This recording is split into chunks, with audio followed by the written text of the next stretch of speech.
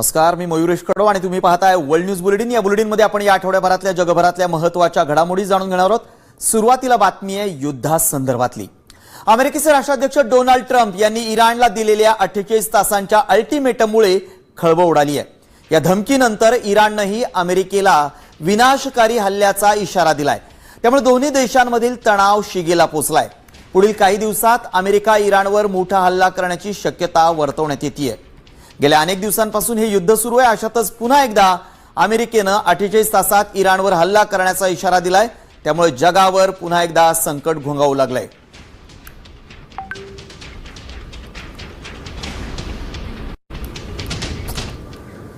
दरम्यान इराणकडून युद्ध समाप्तीसाठी पुन्हा नवा प्रस्ताव अमेरिकेला देण्यात आलाय। नव्या प्रस्तावात अमेरिका इस्रायल युद्धामुळे झालेल्या नुकसानीची भरपाई देणं, इराण जवळच्या भागातून अमेरिकी सैन्य माघार घेणं अशा अटींचा समावेश आहे। आतापर्यंत इराणने दिलेले प्रस्ताव अमेरिकेने फेटाळलेत। त्यामुळे आता या प्रस्तावावर डोनाल्ड ट्रम्प काय विचार करणार, नेमकी काय भूमिका घेणार याकडेच आता जगाचं लक्ष लागलंय।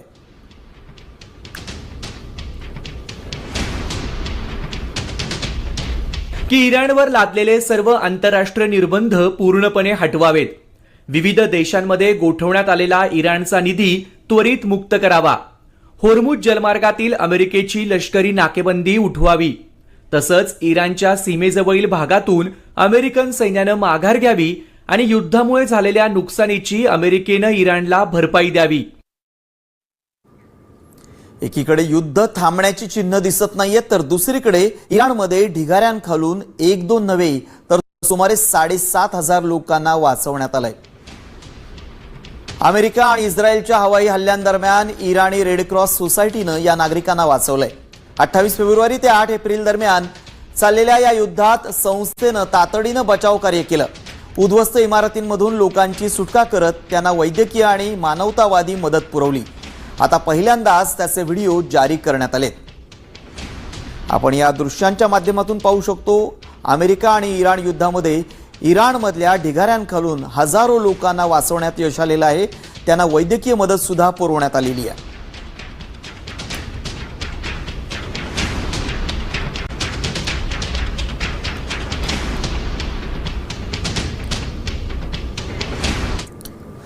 आता बातमी आहे पाकिस्तानातून।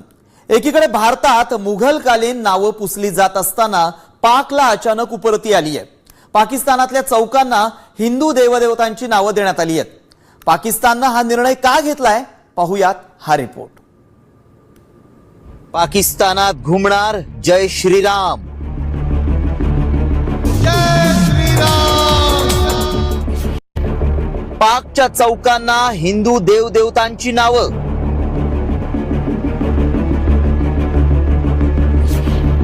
ऐतिहासिक निर्णयामागे पाकची मखलाशी। दहशतवादाची फॅक्टरी असलेल्या पाकिस्तानच्या लाहोर प्रशासनानं भारतीयांच्या भुवया उंचावणारा निर्णय घेतलाय। या निर्णयामुळे जगभरातही आश्चर्य व्यक्त केलं जातंय, कारण कायम भारत विरोधी भूमिका घेणाऱ्या पाकनं आपल्या काही प्रमुख ठिकाणांची नावं बदलून चक्क हिंदू देवदेवतांची नावं दिली आहेत। फाळणीपूर्वी पंजाबची संस्कृती आणि इतिहासाचं केंद्र असलेल्या लाहोर शहरातल्या चौकांना इस्लामिक नावं बदलून हिंदू आणि सांस्कृतिक नावं दिल्यानंतर आता रामकृष्णाचा डंका पाकिस्तानात वाजणार आहे। पाकमधल्या कोणत्या चौकांची नावं बदलण्यात आली आहेत पाहूयात। इस्लामपुरा परिसराचं नवं नाव आता कृष्णनगर असेल। बाबरी मस्जिद चौक आता मूळ जैन मंदिर चौक असेल। सुन्नत नगर भागाला जुनं नाव संतनगर देण्यात आलंय। मुस्तफाबाद परिसराचं नाव बदलून धरमपुरा करण्यात आलंय। रहमान गल्लीला पुन्हा लाभलंय राम गल्ली असं नाव आणि मौलाना जफर अली खान चौक बनलाय लक्ष्मी चौक। अमृतसर पासून अवघ्या 50 किलोमीटरवर असलेल्या लाहोरमध्ये आजही पंजाबच्या संस्कृतीचं पालन केलं जातं। फाळणीवेळी तिथून लाखो हिंदू आणि शीख बांधव स्थलांतर करून भारतात आल्यानंतर पाकच्या कट्टरपंथीयांनी हळूहळू या शहराचा इतिहासच बदलून टाकला। मात्र आता तब्बल 80 वर्षांनंतर पाकिस्तानला आपला खरा इतिहास समोर आणण्याची बुद्धी सुचली आहे। पण ही फक्त वरवरची मलमपट्टी आहे की पाकिस्तानच्या मानसिकतेत झालेला बदल, हाही प्रश्न आहे। यावर भारतीयांच्या काय प्रतिक्रिया आहेत पाहूया। आज कुठंतरी जाणवत आहे बाबासाहेबांनी भारताला जे संविधान दिलंय समताई बंधुता याचा वापर कुठेतरी पाकिस्तान सरकार करत आहे. पाकिस्तानची एक ओळख होती कट्टर इस्लामवाद आणि दहशतवाद. आज तो दहशतवाद तिथं संपुष्टात येत आहे. पूर्वी हीच नावं असतील. आपण त्यांना जागा भाड्याने दिलेली होती रेंटवर, ते आता परत घ्यायची वेळ आलेली आणि तिथली लोक त्यांचं खाऊन आपली नाव काढतात. इथली लोक आपलं खाऊन आहे ना त्यांची नाही गुणगान करणार आहेत. त्यामुळे ते चांगले आहेत. त्या पूर्ण नावं द्या सगळी. एकीकडे देशात अलाहाबादचं प्रयागराज आणि औरंगाबादचं छत्रपती संभाजीनगर होत असताना पाकनं देखील इतिहासाचं स्मरण केल्याचं दिसतंय. पाकच्या या निर्णयामुळे आपल्याला हुरळून जाण्याची अजिबात गरज नाही. जो पाकिस्तान भारताच्या विरोधात दहशतवादाची फॅक्टरी चालवतो तिथं अचानक हिंदू नावांचं प्रेम उतू जाण्यामागे नक्कीच काहीतरी मखलाशी असू शकते अशी शंका आहे. आंतरराष्ट्रीय स्तरावर डागाळलेली आणि कट्टरतावादी प्रतिमा सुधारण्यासाठी आर्थिक संकटात सापडलेल्या पाकला कदाचित हा सेक्युलर मुखवटा चढवावा लागला असण्याची शक्यता नाकारता येत नाही. मात्र बाबरी चौक पुसून पुन्हा जैन मंदिर नाव होणं हा काळाचा महिमाच म्हणावा लागेल. ब्युरो रिपोर्ट, साम टीव्ही न्यूज. आता पावसासंदर्भातली बातमी आहे थेट अमेरिकेतून. न्यूयॉर्कमध्ये मुसळधार पावसामुळे भीषण पूरस्थिती निर्माण झाली आहे. पूर्व किनारपट्टीवरील जनजीवन पूर्णपणे विस्कळीत झालंय.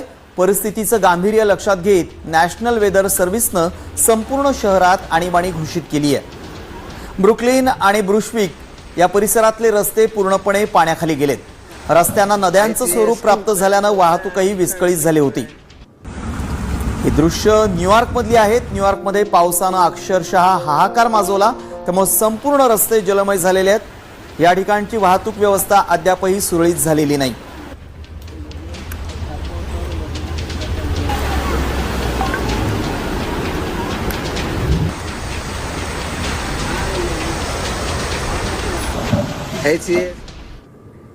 आणखी एक बातमी अमेरिकेतूनच. अमेरिकेतील कॅन्सस राज्यात निसर्गाचा क्रोध पाहायला मिळाला. मार्शल काउंटीला शक्तिशाली चक्रीवादळानं अक्षरशः झोपून काढलंय. विशेषतः ब्ल्यू रॅपिड्स परिसरात या वादळानं मोठा हाहाकार माजवलाय. त्यामुळं घरांचं आणि शेतीचं प्रचंड नुकसान झालंय. चक्रीवादळ जमिनीला धडकल्याचे आणि त्यानंतर झालेल्या विनाशाचे अंगावर काटा आणणारे व्हिडिओ आता समोर आलेत. सुदैवानं या नैसर्गिक आपत्तीत अद्याप कोणत्याही प्रकारची जीवितहानी झालेली नाही. It literally just formed on top of me. This thing literally just formed on top of me. Holy What? Tornado. अमेरिकेला मुसळधार पाऊस आणि वादळानं तडाखा दिलाय तर भूकंपाच्या धक्क्यानं चीन हादरून गेलाय. दक्षिण चीनच्या ग्वांगशी प्रदेशातील लिवझो शहरात सोमवारी पहाटे 5.2 तीव्रतेचा शक्तिशाली भूकंप झाला. या भीषण हादऱ्यांमुळे 13 इमारती पत्त्याच्या सारख्या कोसळलेल्या आहेत. यात दोघांचा मृत्यू झालाय तर अनेक जण जखमी झालेत. जवळपास 7,000हून अधिक लोकांना सुरक्षित स्थळी हलवण्यात आलंय. बाधित भागात मदत आणि बचाव कार्य वेगानं सुरू आहे.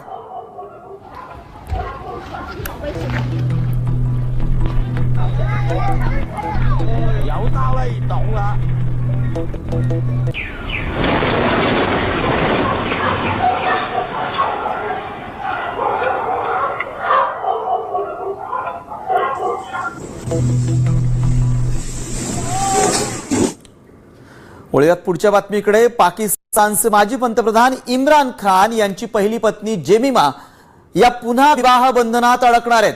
जेमिमा या एका अब्जाधीश गुंतवणूकदारासोबत रिलेशनशिपमध्ये आहेत. लवकरच दोघांचं लग्न देखील होणार आहे. पाहुयात कोण आहेत जेमिमा आणि त्यांचा अब्जाधीश प्रियकर. इम्रान खानची पत्नी रिलेशनशिपमध्ये. जेमिमा लवकरच विवाह बंधनात. अब्जाधीश गुंतवणूकदारासोबत बांधणार लग्नगाठ. पाकिस्तानचे माजी पंतप्रधान इम्रान खान त्यांच्या कारकिर्दीच्या सुरुवातीपासूनच कायम चर्चेत राहिले. क्रिकेटपटू असताना कॅप्टन, बॉलर आणि ऑलराऊंडर म्हणून त्यांनी गाजवलेली कारकीर्द आजही अनेकांच्या स्मरणात आहे. आता इम्रान यांचं नाव पुन्हा एकदा चर्चेत आलंय. अर्थात त्यांच्या कारनाम्यामुळे नव्हे तर पत्नीच्या नव्या अफेअरमुळे. इम्रान खान यांची पहिली पत्नी जेमिमा गोल्डस्मिथ लवकरच लग्नबंधनात अडकणार आहे. जेमिमा गोल्डस्मिथ वयाच्या 52व्या वर्षी आता पुन्हा प्रेमात पडल्या असून त्या लवकरच विवाह बंधनात अडकणार आहेत. 62 वर्षीय अब्जाधीश गुंतवणूकदार कॅमरॉन ओरायली यांच्यासोबत वर्षभराहून अधिक काळ रिलेशनशिप मध्ये राहिल्यानंतर त्यांनी आता लग्नाचा निर्णय घेतलाय. डेली मेलच्या वृत्तानुसार दोघांचा साखरपुडाही झालाय. मागील एका वर्षापासून ते एकमेकांना डेट करत होते. सध्या हे जोडपं एकत्र राहतंय. कॅमरॉन यांची जेमिमाशी ओळख त्यावेळी झाली जेव्हा ते काही डॉक्युमेंटरी आणि चित्रपटांमध्ये एक्झिक्युटिव्ह प्रोड्युसर म्हणून काम करत होते. दोघांची पहिली भेट कामाच्या निमित्तानेच झाली. सुरुवातीला ते काही काळ मित्र होते आणि मागील वर्षभरापासून ते कपल म्हणून एकत्र राहत आहेत. कॅमेरॉन ओरायली हे आयरिश ऑस्ट्रेलियन फायनान्सर आहेत. ते प्रसिद्ध माध्यम सम्राट आणि आंतरराष्ट्रीय रग्बी स्टार अँथनी ओरायली यांचे पुत्र आहेत. ऑक्सफर्ड मधून पदवी घेतलेल्या ओरायली यांनी जवळपास दशकभर वडिलांच्या इंडिपेंडेंट न्यूज अँड मीडिया या मीडिया हाऊस मध्ये काम केलं. 2000 मध्ये त्यांनी सीईओ पदाचा राजीनामा दिला. त्यानंतर 2003 मध्ये त्यांनी बेऑर्ड कॅपिटल हा प्रायव्हेट इक्विटी फंड सुरू करून गुंतवणुकीच्या क्षेत्रात काम सुरू केलं. तर जेमिमा गोल्डस्मिथ या दिवंगत अब्जाधीश फायनान्सर जेम्स गोल्डस्मिथ यांच्या कन्या आहेत. इम्रान खान आणि जेमिमा यांना कासिम आणि सुलेमान ही 2 मुलं आहेत. जेमिमा यांनी 1995 मध्ये इम्रान खान यांच्याशी विवाह केला. हा संसार 9 वर्ष टिकला आणि 2004 मध्ये दोघांचा घटस्फोट झाला. इम्रान खान 2023 पासून रावळपिंडीतल्या आदियाला तुरुंगात आहेत. सत्तेत असताना भ्रष्टाचार केल्याचे आरोप त्यांच्यावर आहेत. इम्रान आणि जेमिमा विभक्त झाले असले तरी इम्रान खान यांच्या सुटकेसाठी जेमिमा मोहीम चालवत आहेत. आता सर्वांनाच प्रतीक्षा आहे ती जेमिमा आणि कॅमरॉन यांच्या लग्नाची. रिपोर्ट साम टीव्ही न्यूज. भारताचे पंतप्रधान नरेंद्र मोदी यांनी अलीकडेच इटलीचा दौरा केला. या दौऱ्यात त्यांनी इटलीच्या पंतप्रधान मेलोनी यांची भेट घेतली. या भेटीदरम्यान मोदींनी त्यांना मेलोडी चॉकलेट टॉफी गिफ्ट म्हणून दिली आणि सोबत एक व्हिडिओ देखील शूट केला. मोदी आणि मेलोनी यांचा हा व्हिडिओ सध्या सोशल मीडियावर वाऱ्यासारखा व्हायरल होतोय.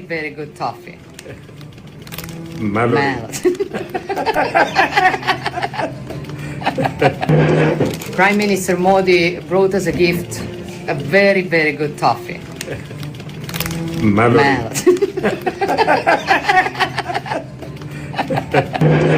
Prime Minister Modi brought us a gift, a very, very good toffee.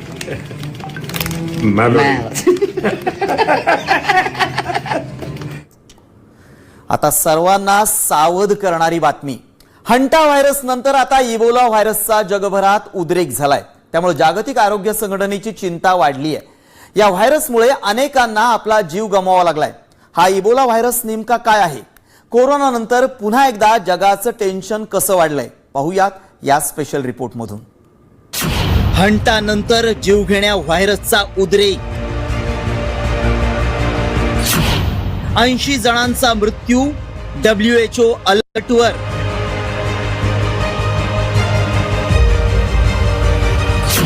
Ebola व्हायरसमुळे आणीबाणी जारी. कोरोनाच्या भयंकर अनुभवानंतर आता जगावर आणखी एका जीवघेण्या व्हायरसचं संकट घोंगावतंय. इबोला या प्राणघातक विषाणूचा जगभरात उद्रेक झालाय. परिस्थिती इतकी हाताबाहेर गेलीये की जागतिक आरोग्य संघटनेला आंतरराष्ट्रीय आरोग्य आणीबाणी घोषित करावी लागली आहे. या व्हायरसमुळे आतापर्यंत 80 पेक्षा जास्त रुग्णांचा मृत्यू झालाय. आफ्रिकेतील काँगो आणि शेजारील युगांडामध्ये इबोला विषाणूनं थैमान घातलंय.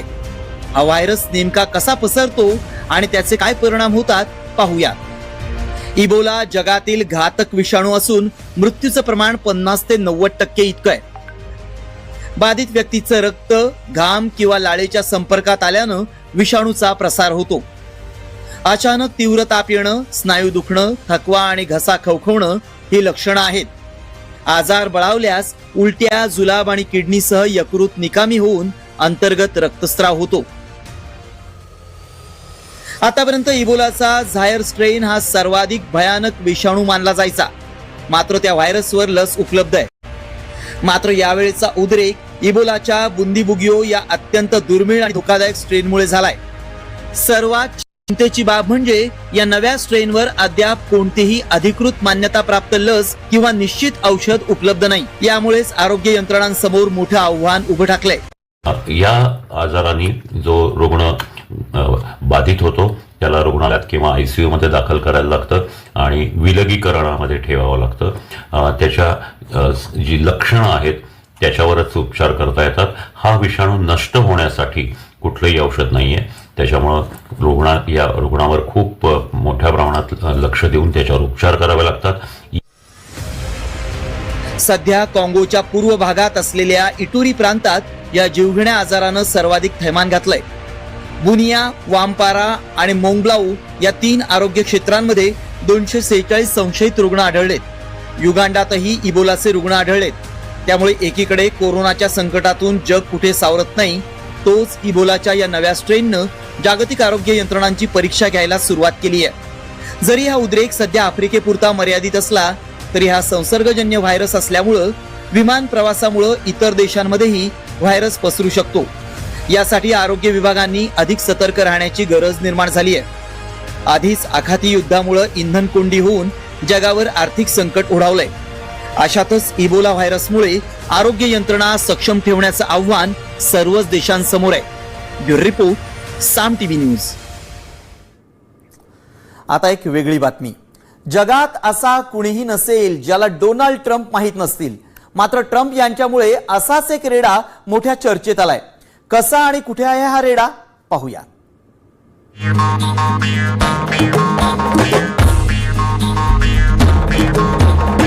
दिसायला गोरा पान, अंगानं गुबगुबीत, डोळं निळ झार, केसांची स्टाईल वन साइड, तोंड वर करून बघायची स्टाईल बघितल्यावर कुणाची आठवणी ती बरं.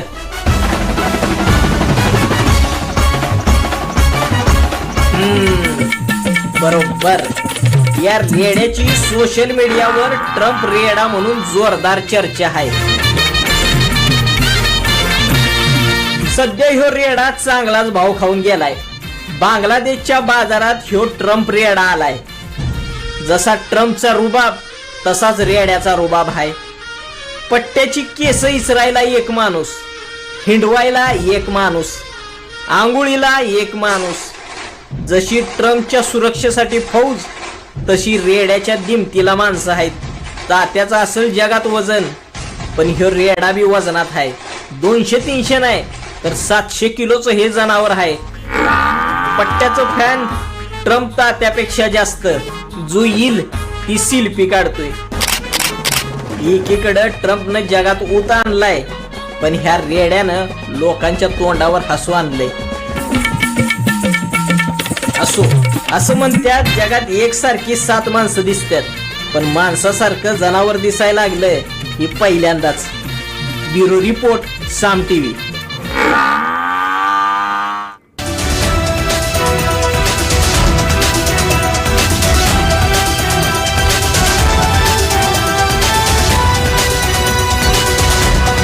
वर्ल्ड न्यूज बुलेटिन मध्ये जगभरातल्या इतरही घडामोडी पाहूयात आता झटपट. इराण इस्रायल संघर्षाच्या पार्श्वभूमीवर जागतिक तेल पुरवठ्याबाबत एक महत्वाची बातमी समोर आली आहे. इराणची नाकेबंदी असूनही इराकचं कच्चं तेल घेऊन जाणारं कॅरोलॉस हे जहाज होर्मुझच्या जलमार्गातून पार करून भारताच्या दिशेनं रवाना झालंय. ओमानच्या आखातातून हे जहाज सुरक्षितपणे मार्गक्रमण करतंय. त्यामुळे भारताच्या ऊर्जा क्षेत्राला मोठा दिलासा मिळण्याची शक्यता आहे. दरम्यान या युद्धजन्य परिस्थितीमुळे पर्शियन गल्फमधील व्यापारी वाहतूक मोठ्या प्रमाणावर विस्कळीत झाली आहे.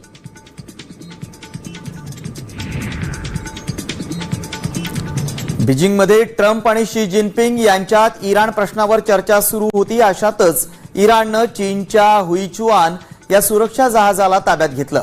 होर्मुझच्या जलमार्गाजवळ इराणच्या नौदलानं ही अनपेक्षित कारवाई केली आहे. हे जहाज एका खासगी चीनी सुरक्षा कंपनीचं असून ते फ्लोटिंग आर्मरी म्हणून कार्यरत होतं. या घटनेमुळे चीन इराण संबंधात तणाव निर्माण झालाय.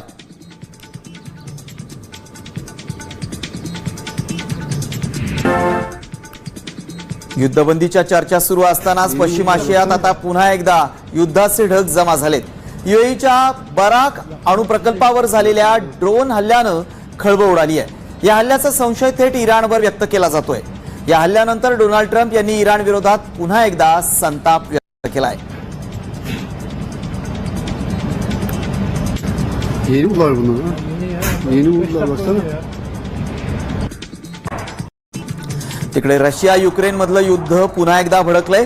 युक्रेननं रशियाची राजधानी मॉस्कोवर मोठा ड्रोन हल्ला केल्याची माहिती समोर आली आहे। युक्रेननं केलेल्या या हल्ल्यात एका भारतीय नागरिकाचा मृत्यू झाला असून 3 जण जखमी झालेत। रशियन संरक्षण मंत्रालयानं 24 तासात 1000हून अधिक ड्रोन निकामी केल्याचा दावा केलाय। या हल्ल्यामुळे अनेक निवासी इमारतींचं मोठं नुकसान झालंय।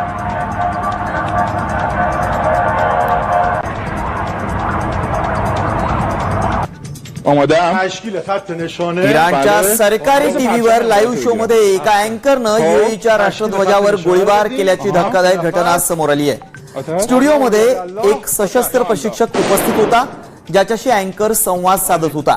या संवादादरम्यान अँकरनं अचानक युएईच्या झेंड्यावर गोळीबार केला, त्यामुळे आंतरराष्ट्रीय स्तरावर खळबळ उडाली आहे।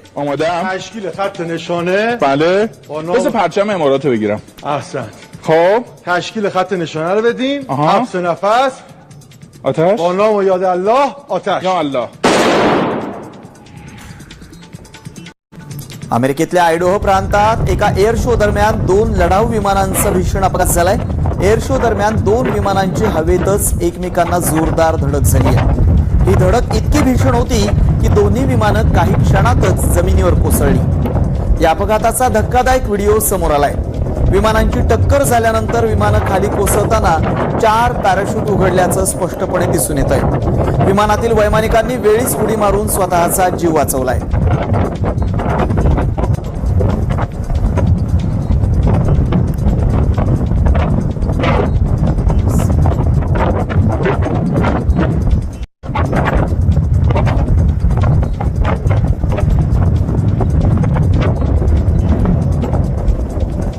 वर्ल्ड न्यूज मध्ये वेळ झाली। इथंच थांबण्याची ताज्या घडामोडींसाठी तुम्ही पाहत रहा साम टीव्ही।